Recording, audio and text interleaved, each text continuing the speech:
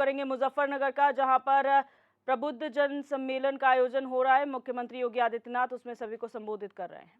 होली खेलने के लिए भगवान राम का आह्वान तो हो रहा है, लेकिन अयोध्या में अपनी जन्मभूमि पर राम है ही नहीं। 500 वर्षों के बाद आपके एक वोट ने आपकी आस्था को सम्मान दिला दिया। अयोध्या में राम का नाम क्यों सुना जाए?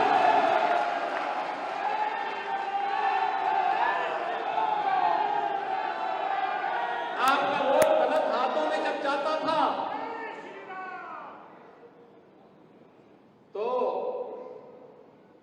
वह गलत हाथ रंगदारी वसूली करता था,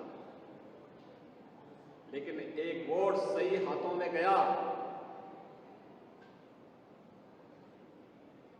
सही पार्टी के साथ गया, तो परिणाम क्या है?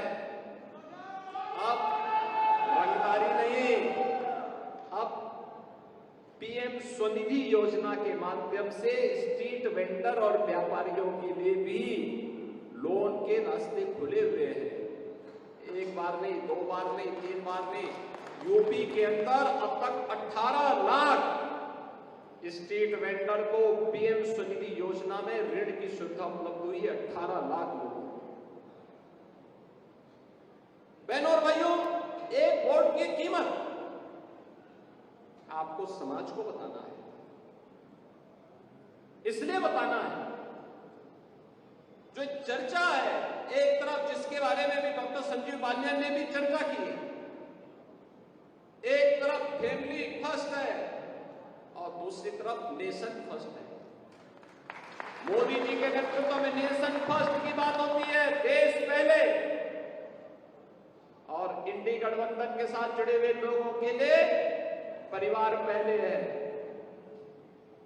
वे जातिवाद की बात करते हैं और मोदी जी गरीब कल्याण की बात करते हैं।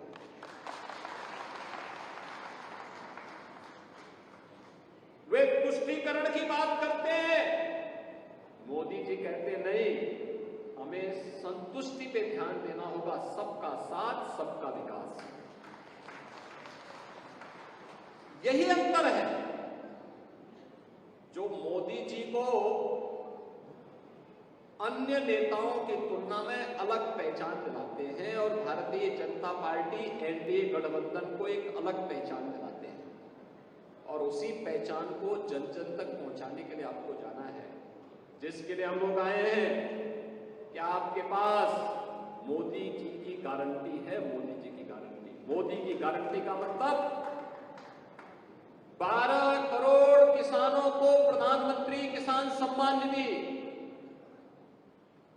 मोदी की गारंटी का मतलब 4 करोड़ गरीबों को सिर ढकने के लिए छत, पीएम आवास योजना का लाभ। 12 करोड़ गरीबों को, गरीब परिवारों को, यानी 60 लाख परिवारों को, 60 लाख लोगों को, 60 करोड़ लोगों को, 60 करोड़ लोगों को 5 लाख रुपए की स्वास्थ्य बीमा का कवर। 2.5 करोड़ परिवारों को उनके घर के अंदर उजाला।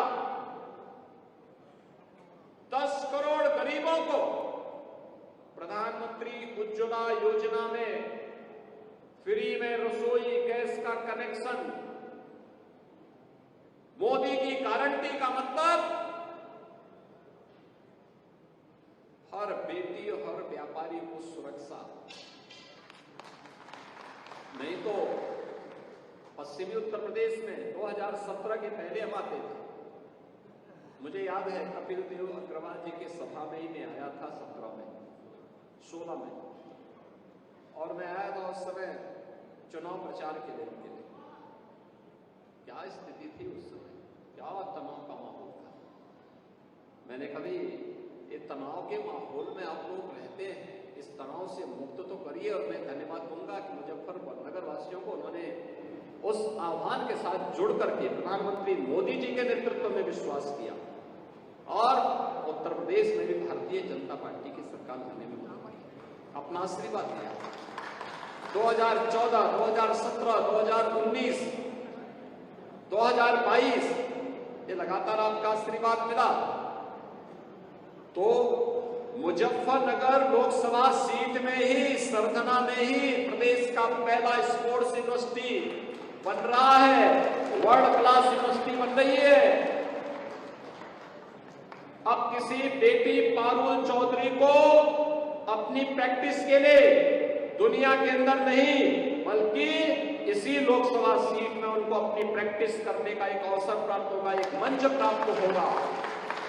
और फिर मुजफ्फरनगर की बेटी भी अब जब किसी इंटरनेशनल प्रतिस्पर्धा में, किसी एशियाड में, किसी कॉमनवेल्थ गेम्स में, किसी ओलंपिक में गोल्ड मेडल जीतेगी तो डायरेक्ट तस्तरी में परोस करके डिप्टी एसपी का पद उनके सामने होगा। भैया ना, डिप्टी एसपी की सीधी नौकरी हमने दी ना। उस बेटी ने घोषणा कहां की थी? चीन में। उसे पूछा गया कि चीन का खिलाड़ी तो तुमसे आगे चल रहा था, तुम कैसे? उसने कहा जैसे वो आगे चल रही थी तो मैंने कहा रे डिप्टी एसपी का पद छूट जाएगा, तो मैंने उसके मारी अपनी पूरी ताकत और उसको पछाड़ करके भारत के लिए गोल्ड मेडल जीता। अब होनहार खिलाड़ियों की जगह बनेगी मुजफ्फरनगर लोकसभा से, पहले से है, लेकिन उसको और एक नया स्वरूप, नए कलेवर के साथ, पूरी भव्यता के साथ, एक इंटरनेशनल फेम की हम यूनिवर्सिटी, स्पोर्ट्स यूनिवर्सिटी यहां बनाने जा रहे हैं। आज आपने देखा होगा डेवलपमेंट के कितने कार्य हुए, और डेवलपमेंट तब सार्थक है जब सुरक्षा हो। सुरक्षा के मोर्चे पर कोई कोताही नहीं, कोई कोताही नहीं। बेटी और व्यापारी की, अन्नदाता किसान की सुरक्षा में जो सेंध लगाएगा तो फिर वह भी देख रहा होगा कि उसको भी 10 बार सोचना पड़ता है कि अगर मैं लगाऊंगा तो फिर इसका परिणाम क्या होगा। बहनों और भाइयों, जो वर्षों से मांग थी आगे कि निजी ट्यूबवेल ऑपरेटर को भी, उस अन्नदाता किसान को भी फ्री बिजली मिले। यद्यपि प्रदेश में बहुत वोट आ रहा था, हमने कहा भी नहीं, अन्नदाता किसान के लिए करेंगे, और 2600 करोड़ रुपए इसी साल अपने बजट में अपने लिए भी किए हैं, तो इसके लिए किए हैं, जिससे उस पैसे को हम सरकार से देंगे और उनको फ्री में पानी, बिजली उपलब्ध करवाएंगे। सोलर पैनल भी उपलब्ध करवाए जा रहे हैं, बेहतर कनेक्टिविटी की जा रही है, सभी प्रकार की सुविधाओं से युक्त किया जा रहा है।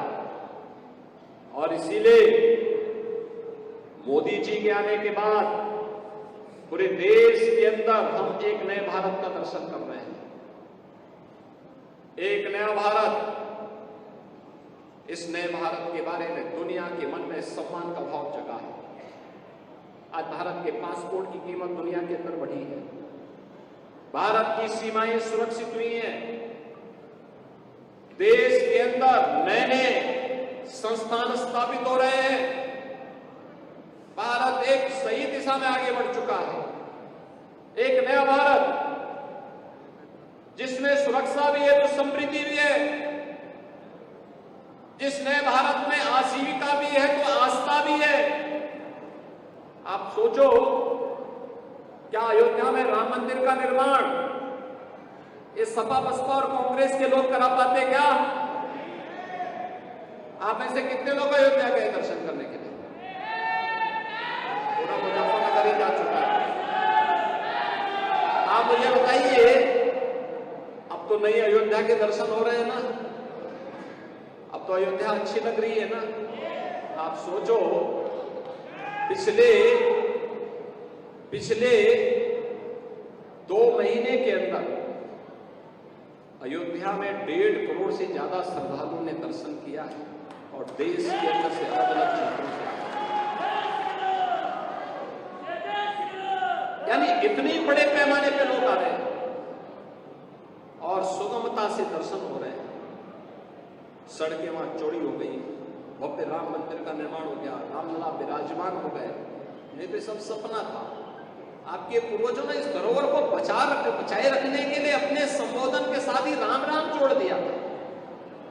यहां मैं देखता हूं पश्चिम में कोई किसान मिलता है, कोई परिवार आपस में मिलते हैं, संबोधन में क्या बोलते हैं? राम राम बोलते हैं, जिससे हम अपनी इस लड़ाई को अनंत काल तक आगे बढ़ा सकते हैं। और आज रामलला स्वयं अयोध्या में विराजमान हो चुके हैं।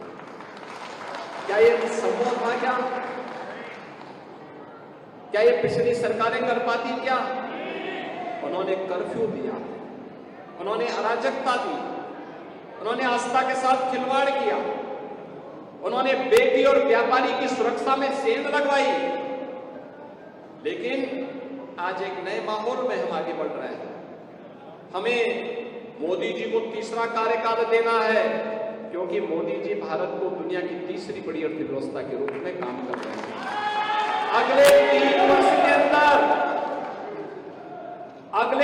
वर्ष के अंदर भारत को दुनिया की तीसरी बड़ी अर्थव्यवस्था बनाना है, तो मोदी जी को तीसरा कार्यकाल देना होगा।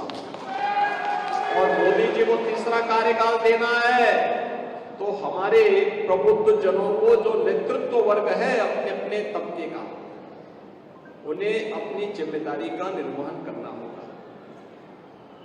जिम्मेदारी का निर्वहन इस रूप में कि नहीं, मेरी भी जिम्मेदारी है। पहले वोट करने के लिए जाना है। आपका तो पहले चरण में चुनाव है, तो आप लोग तो 19 अप्रैल को चुनाव में आपको भाग लेना है। गर्मी हो या बरसात, आंधी हो या तूफान, हमें इसकी परवाह नहीं करना है। अपने लोकतांत्रिक अधिकार का प्रयोग करना है और मोदी जी को फिर से तीसरी बार कार्यकाल देने के लिए, भारत को दुनिया की महाशक्ति बनाने के लिए, भारत को ग्लोबल लीडर के रूप में स्थापित करने के लिए हम भी अपने राष्ट्रीय दायित्वों का निर्वहन करेंगे।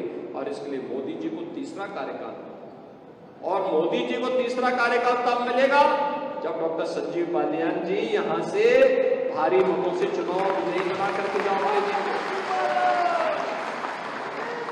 और आप चिंता मत करिए, मोदी जी का संकल्प है, मोदी जी का संकल्प है विकसित भारत। विकसित भारत के लिए उत्तर प्रदेश विकसित होगा, और उत्तर प्रदेश को अगर विकसित करना है तो मुजफ्फरनगर तो विकसित होगा ही होगा।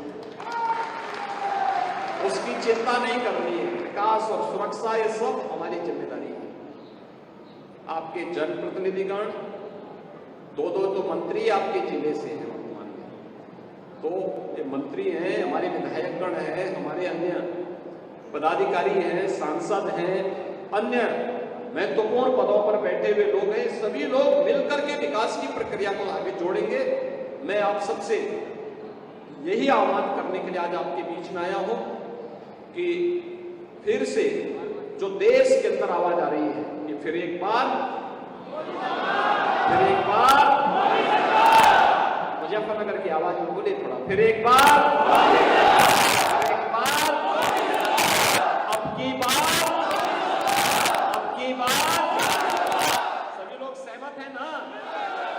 तो मेरे साथ बोलेंगे, भारत माता की, भारत माता की, भारत माता की, वंदे वंदे।